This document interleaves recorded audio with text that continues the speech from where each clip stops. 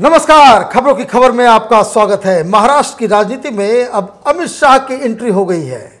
इसका मतलब साफ है कि महाराष्ट्र में बहुत जल्दी कुछ नया दिखने को मिलेगा। और इसके संकेत कहां से दिखाई दे रहे हैं? तो शिवसेना के भी जो सुर वो बिल्कुल बदले बदले से नजर आ रहे हैं। पिछले 24 घंटे में कुछ ऐसी घटनाएं हुई हैं जिसे सुनकर हर शिवसैनिक कहेगा कि बाला साहब ठाकरे कि शिवसेना को किस तरीके से कांग्रेस और एनसीपी इस बात के लिए मजबूर कर रही है कि जो उनके जो मुख्य मुद्दे थे उनसे उनको कॉम्प्रोमाइज़ करना पड़ेगा। ये राजनीति का ये बिल्कुल साफ असर दिख रहा है कि आप डेमोक्रेसी में अहंकार और लोभ और पुत्रमोह के चक्कर में फंसेंगे तो आपको इस तरीके से कॉम्प्रोमाइज़ करना पड़ेगा।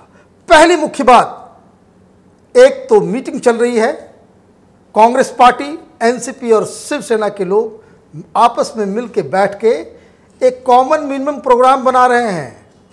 अब देखिए, विडंबना ये है कि अभी तक एनसीपी और कांग्रेस ये आधिकारिक रूप से घोषणा नहीं की है कि वो शिवसेना के साथ सरकार बनाने जाएंगे या उसका समर्थन करेंगे, लेकिन कॉमन मिनिमम प्रोग्राम के लिए बैठक हो रही है।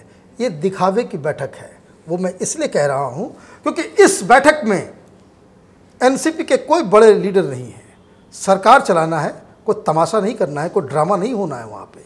अगर वहां पे कोई सीरियस बातचीत हो रही है पूरे जनता के लिए, अगर आप कोई प्रोग्राम बना रहे हैं तो उसमें शरद पवार नहीं होंगे, अजित पवार नहीं होंगे, उसमें उद्धव ठाकरे नहीं होंगे और आदित्य ठाकरे, जिसको ये आप बता रहे थे कि बहुत बड़ा ब्रेनी है और बहुत नया जोश और नए किस्म की विचारधारा, उनके पास एक पूरा प्लान है महाराष्ट्र के लिए, वो आदमी नहीं है उस कॉमन मिनिमम प्रोग्राम में। ना ही कांग्रेस के कोई वरिष्ठ लीडर उसमें नज़र आ रहे हैं।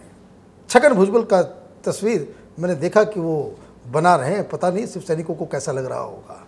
लेकिन ये तो दिखावे की राजनीति है।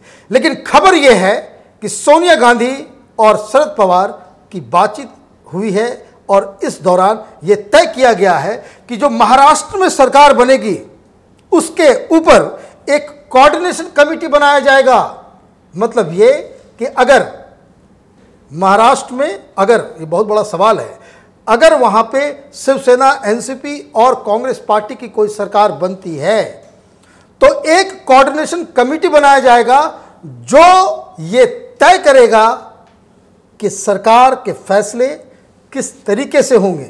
मतलब ये मुख्यमंत्री के ऊपर एक और कमेटी, ठीक उसी तरीके से जिस तरह से यूपीए के दौरान सोनिया गांधी की एक कमेटी थी, नेशनल एडवाइजरी कमेटी एनएससी, जिसको सोनिया गांधी लीड करती थी और मनमोहन सिंह को एक तरीके से एक प्यादा की तरह बना करके उन्होंने ऑफिस में बिठा दिया था, लेकिन सारे फैसले सोनिया गांधी लिया करती थी।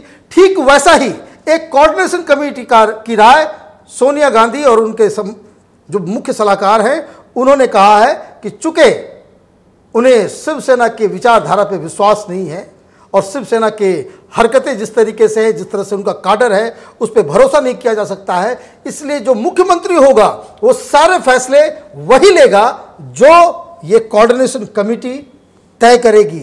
मतलब ये कि महाराष्ट्र की जो सरकार होगी उसके ऊपर एक और असंवैधानिक, जिस तरह से एनएससी थी, जिसको आप कह सकते हैं कि इसका संविधान में कोई जिक्र नहीं है इस तरह की कमेटी का, वो कमेटी चलाएगी। अब इस कमेटी में कौन होगा पता नहीं, लेकिन ये अंदाज़ा लगाया जा सकता है कि इसमें शरद पवार होंगे, सोनिया गांधी द्वारा मनोनीत, उनके द्वारा सिलेक्टेड कुछ लीडर्स होंगे। शिवसेना से कौन होगा पता नहीं, लेकिन एक कोऑर्डिनेशन कमेटी बनेगी जो इस बात को तय करेगी कि सरकार कैसे चलेगी। मतलब ये कि ये जो सरकार बनने वाली है उसमें एक पंगु मुख्यमंत्री, जिस तरह से मनमोहन सिंह एक, आप कह सकते हैं कि एक्सीडेंटल प्राइम मिनिस्टर और एक सिर्फ चेहरे के लिए एक प्राइम मिनिस्टर बिठाया गया था यूपीए के दौरान, उसी तरह से महाराष्ट्र में सरकार बनेगी। अब महाराष्ट्र की जनता क्या इसको बर्दाश्त करेगी, ये देखने की बात है।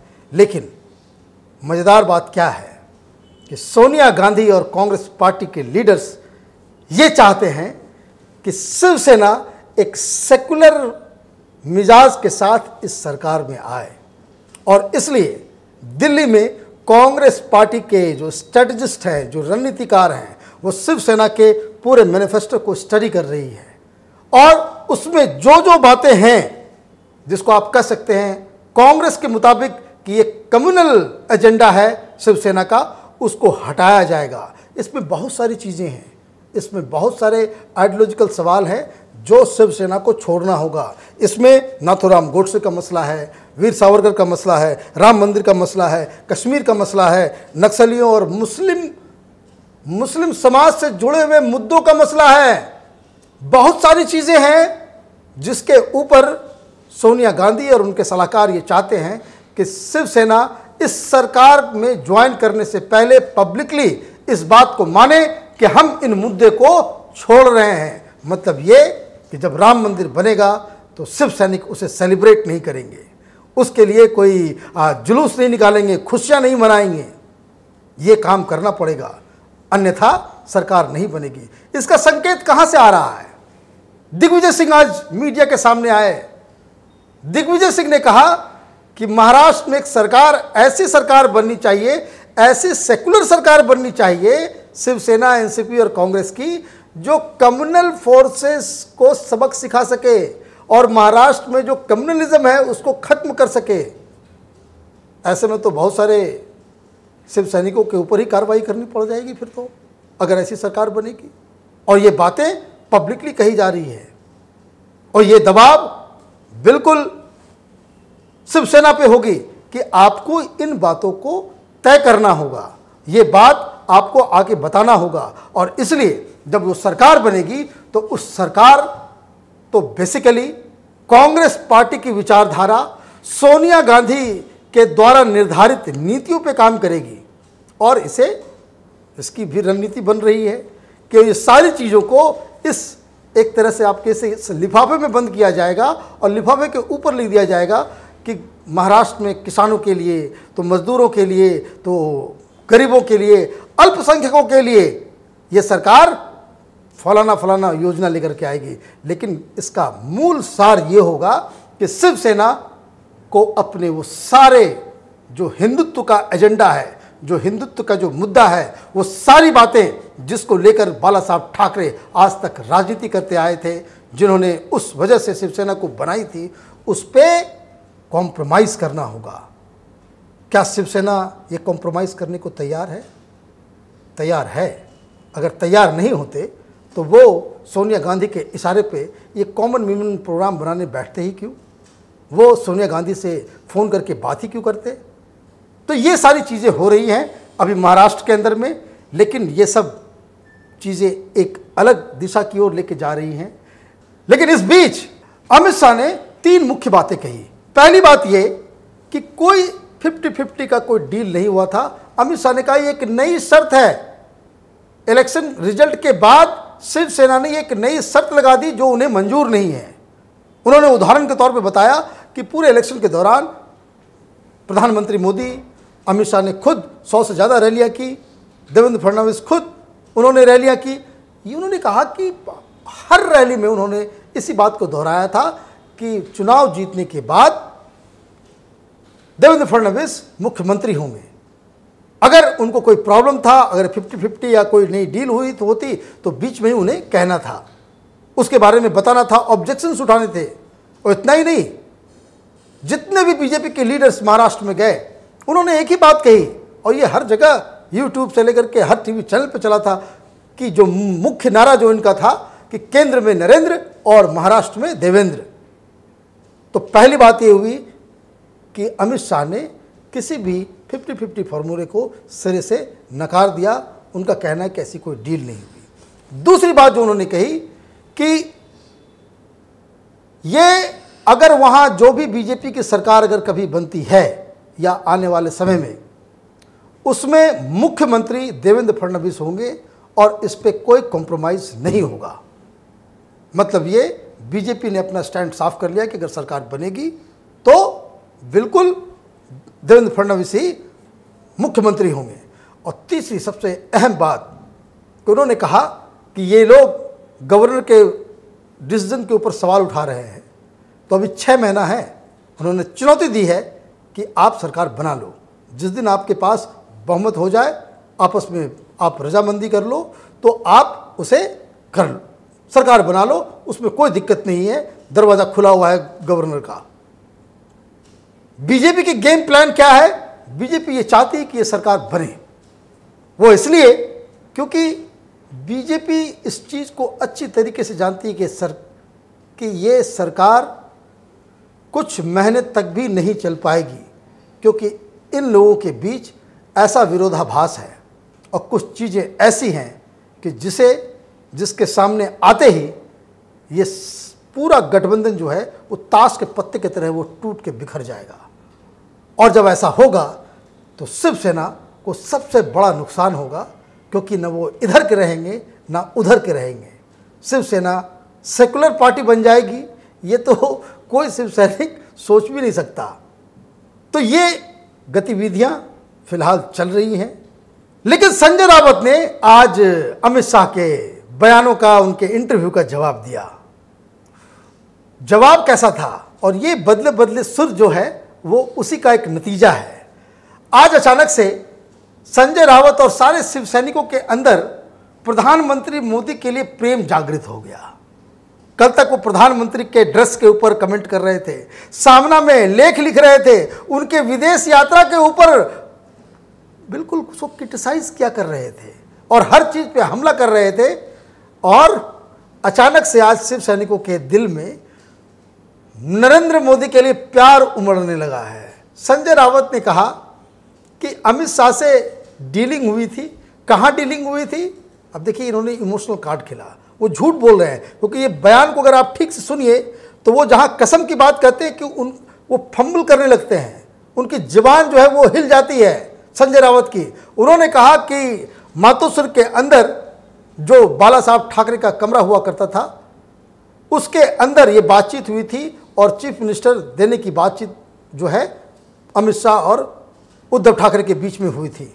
और उन्होंने कहा कि मैं कसम खा के कहता हूँ बाला साहब की, वो बेसिकली अपने शिव सैनिकों को, क्योंकि शिव सैनिक नाराज़ है, उद्धव ठाकरे, आदित्य ठाकरे जिस तरीके से सोनिया गांधी के पास जाकर के मदद की भीख मांग रहे हैं, उससे ज़्यादातर शिव सैनिक नाराज़ चल रहे हैं। जो शिव सैनिक उनके साथ हैं बस वो वही हैं जो ऑफिस बेरर्स हैं और जो बाकायदा किसी वजह से संगठन के साथ हैं।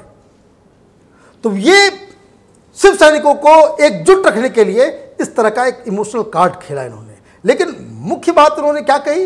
उन्होंने कहा कि भाई अमित शाह से तो बात हुई, लेकिन ऐसा लगता है कि प्रधानमंत्री मोदी को अमित शाह ने इस डील के बारे में नहीं बताया, अदरवाइज नरेंद्र मोदी ऐसा कभी नहीं होने देते।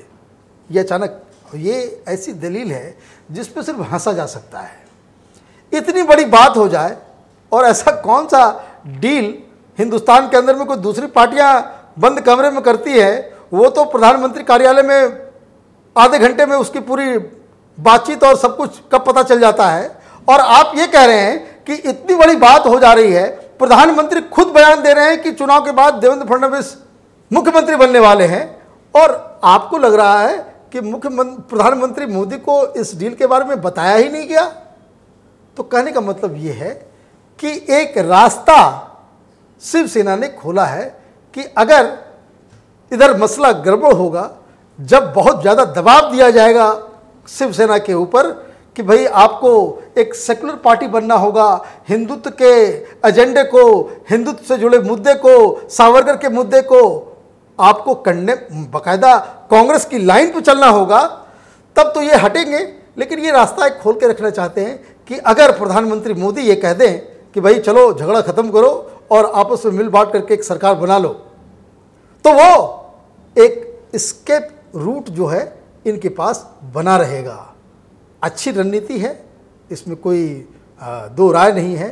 और ज़्यादातर शिव सैनिक और महाराष्ट्र की जनता ने यही फैसला किया था कि वहाँ पे शिवसेना और बीजेपी की सरकार बने।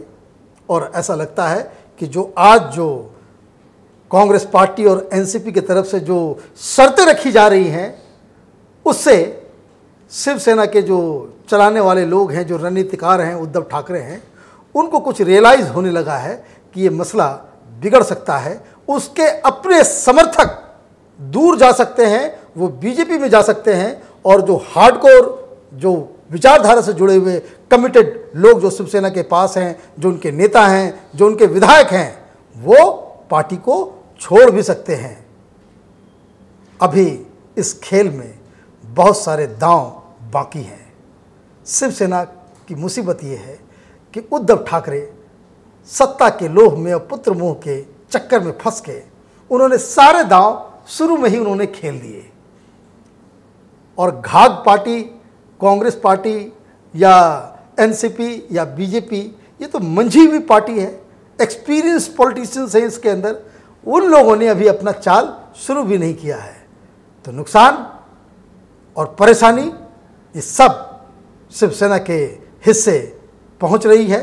तो आप देखते रहिए ओपिनियन पोस्ट इंटरनेट टीवी। हमारे वीडियोस को लाइक कीजिए, शेयर कीजिए और हमारे चैनल को सब्सक्राइब कीजिए, और बेल आइकन को ज़रूर दबाइएगा ताकि हमारे वीडियोस के नोटिफिकेशंस आप तक फ़ौरन पहुंचे। धन्यवाद।